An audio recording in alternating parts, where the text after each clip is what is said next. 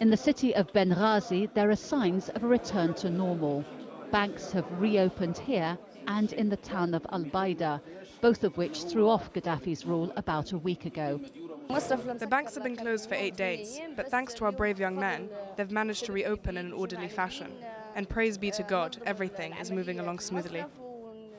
And while residents stock up at the supermarket, the power vacuum that was left in the city is being filled. Local committees that are running towns and cities in the east of Libya have rallied behind a new leader, the former justice minister who resigned over the brutal repression. What is happening in Libya is a popular revolution led by the youth, supported by the people against oppression and against a dictator who has led Libya with a singular point of view and with a vengeful attitude and bloodthirsty soul. Now we announce to the world that we intend to build a democratic nation with institutions that respect international obligations and treaties. Libya relies on its oil fields. They're the mainstay of its economy. But now production appears to be grinding to a halt. This refinery is pumping 11,000 barrels a day, only 1/10 of what it would normally produce, according to the manager. The expatriate workers who used to man the plant have fled to escape the violence. Muammar Gaddafi's options are shrinking. Opposition forces continue to advance towards the capital, and the international community has imposed sanctions which further limit his room for manoeuvre. But the Libyan leader still shows no sign of being in the mood to surrender. Jackie Rowland, Al Jazeera, Benghazi. Well, as the pressure mounts, what are the options for the embattled Libyan leader? Lawrence Lee investigates. So what next for Gaddafi? Assuming he will not go voluntarily, his next moves must surely be predicated on where he believes he still has support and to what extent he can block his opponents from marching against him. A look at Western Libya presents problems for both the opposition fighters and for Gaddafi. The coastal road from the east is blocked at Sirte, Gaddafi's hometown, which he still controls.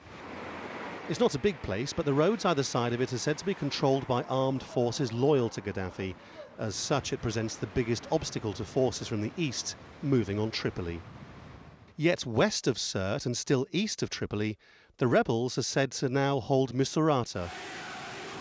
The town has been the scene of days of heavy fighting, with the city falling and then being counter-attacked by pro-Gaddafi forces. But he now seems to have lost the army and therefore the town. Just as significant is the town of AlJazeera just west of Tripoli. Geographically, it's crucial.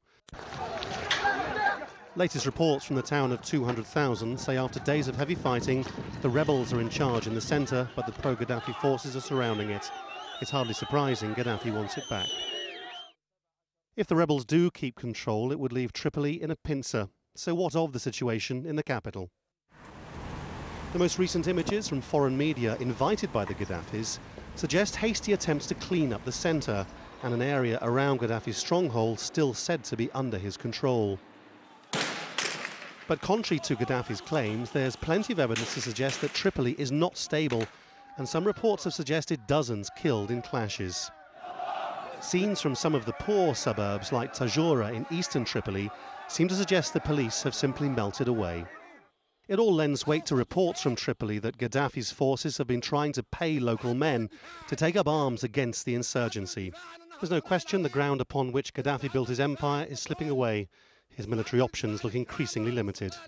Lawrence Lee, Al Jazeera.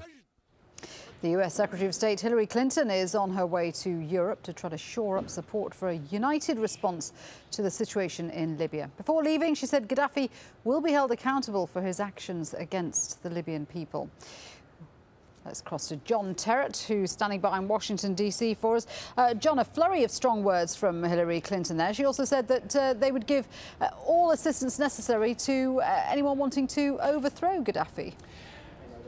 Yeah, no, you're absolutely right, Julie. I think they are upping the ante this end after a very busy couple of days in the United States in diplomatic circles in which we saw that Security Council resolution on Saturday. Right now, the Secretary of State is flying to Geneva, Switzerland, where she will take part in discussions involving the Human Rights Council on Monday. But before she left, and again on the plane, she has said that the US supports the aspirations and the rights of the people of Libya, and that they are sending a very clear signal to the Gaddafi family that it is time for Colonel Gaddafi to go.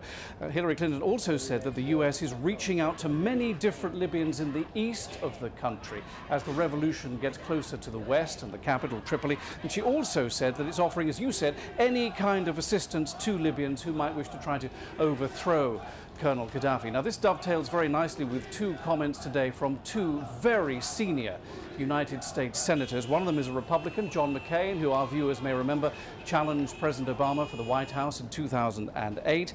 And another one is a hawkish independent member of the Senate called Joe Lieberman. Both of them in Cairo right now and calling on the Obama administration to get tough with Colonel Gaddafi, calling for the immediate imposition of a no-fly zone, for the White House here behind me to recognize the provisional government, which is clearly forming now in Benghazi, the so-called National Council that we've been reporting on. And in the case of Joe Lieberman, he called on the White House to consider arming members of the opposition in Libya. Shuli?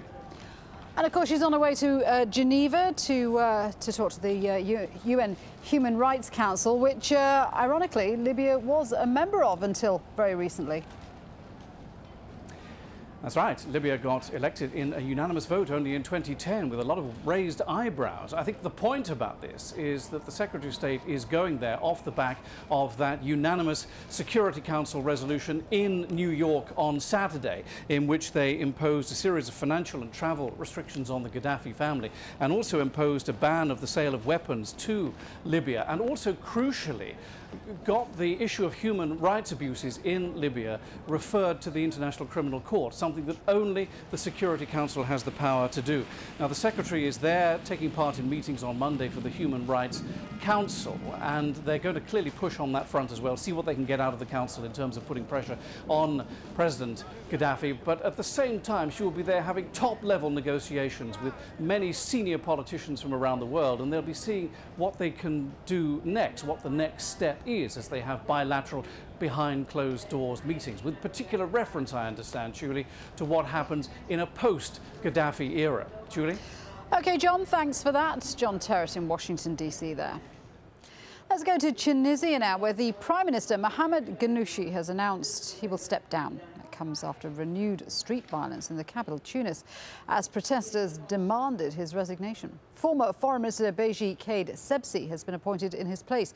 He served under the previous independence president, Habib Bourguiba. Nadim Baba reports. A surprise announcement as Tunisia's interim president appoints a new prime minister. At this critical moment, in order to maintain our national interest and to ensure that the state is up and running with all its institutions, I requested Mr. Beji Caid Sebsi to assume the office of Prime Minister, and he thankfully accepted this responsibility. It came just hours after interim Premier Mohamed Ghannouchi unexpectedly stepped down. I consider my resignation will provide a better atmosphere for the new era. I hope from the depth of my heart that God will bless Tunisia. The move comes at a tense time for Tunisia. Sunday saw new clashes on the streets of the capital. Officials say at least 5 people have died during street protests since Friday. Mohamed Ghannouchi took over as premier on the 14th of January after President Ben Ali fled to Saudi Arabia following weeks of protests. Critics say that since the Jasmine Revolution, there's not been real reform. They've made a start. Some things have changed. The departure of Mr. Ben Ali by itself really means nothing. You got rid of a symptom, a symbol. So now you're going to do the rest of the process, and that is where people like ourselves viewing it from the outside say, you know, where is it going? How will it get there? How long will that take? And how long will the people stay calm while waiting? Mohamed Ghannouchi has repeated the government's pledge to hold elections by mid-July.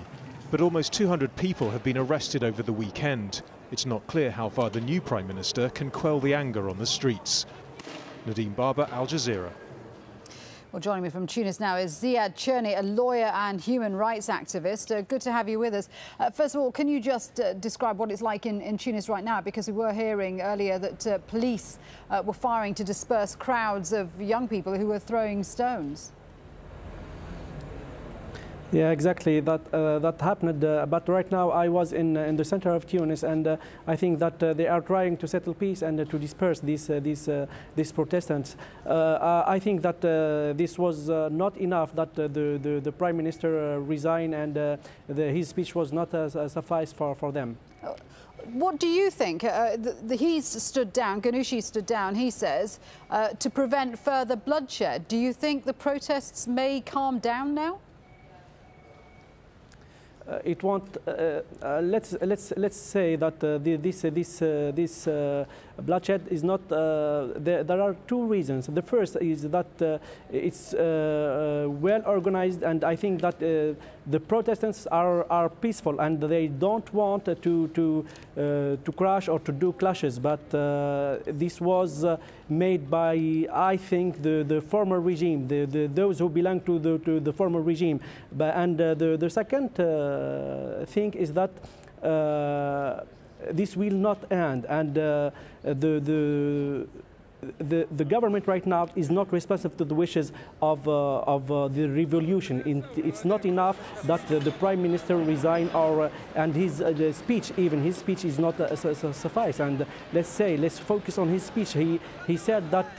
The majority and the minority. What did he mean exactly? What did he mean when he said that the majority shall not impose its decision and its will on the minority shall not impose its will on the majority? What did he mean? The minority and the government? Did he mean that the Ahmed Najib Shebi representing of the PDP and Ahmed Ibrahim the representing of the renovation movement?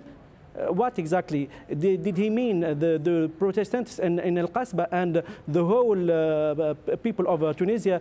The whole people of Tunisia is 11 million, and the Protestants in Al Qasba are 100,000 people.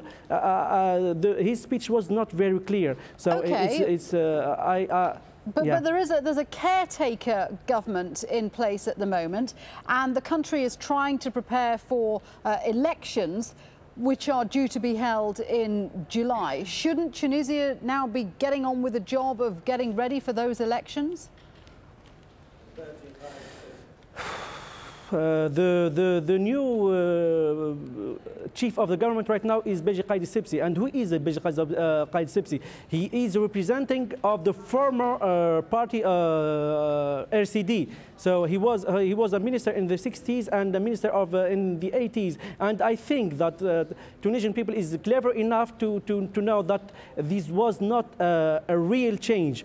They changed the heads, but not the regime and not the party, and it will not be suffice. And that's why the Tunisian people will continue in protesting and in refusing and asking their legitimate requirements, which are a new constitution, the new code of elections, and many other solutions. I think the solution that represent and given by the majority of the opposition is to have a council to draft a new constitution and to amend all the laws of Tunisia. Okay, thank you very much indeed for speaking with us. Ziad Cherny there, live from Tunis. Well, the crisis in Tunisia has claimed another victim. French Foreign Minister Michel Alliot-Marie has resigned after weeks of pressure over her links to the former President Ben Ali. Andrew Potter has this report. A happy holiday in Tunisia for French Foreign Minister Michel Alliot-Marie. But the break she took in December and the last weeks of President Ben Ali's rule are unlikely to remain fond memories. Alliot-Marie's been forced to resign for this, the latest in a series of scandals she's been involved in. She's not the only French minister to take advantage of questionable free holidays. Prime Minister François Fillon took his family on a New Year's holiday to the Nile resort of Aswan, courtesy of Egypt's soon-to-be deposed President Hosni Mubarak. Alliot-Marie became pressured after it emerged she travelled to Tunisia on a private jet, owned by a businessman with alleged ties to Ben Ali, weeks before he was pushed from power. But with growing turmoil in the Middle East, the timing couldn't have been worse. Both politicians were hammered in the French press, which then took aim at an unpopular president. It goes back a long time. It's not only Michel Alliot-Marie. The whole French foreign policy is in disarray, and we can date it to Nicolas Sarkozy's arrival to power. Elio Marie's been replaced by current Defence Minister Alain Juppé. He served as Foreign Minister